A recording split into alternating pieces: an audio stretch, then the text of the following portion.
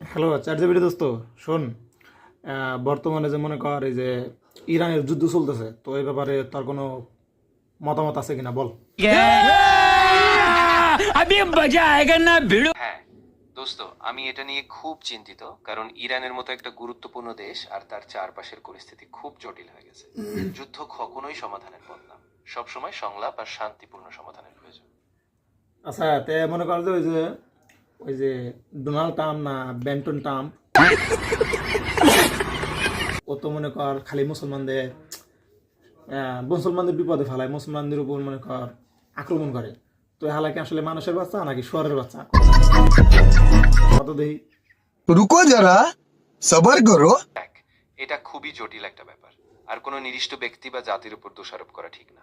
যুদ্ধ বা সহিংসতা সাধারণ মানুষের উপরই প্রভাব ফেলে, আর আমাদের উচিত সবসময় মানবতা, সহানুভূতি আর শান্তির পক্ষে দাঁড়ানো।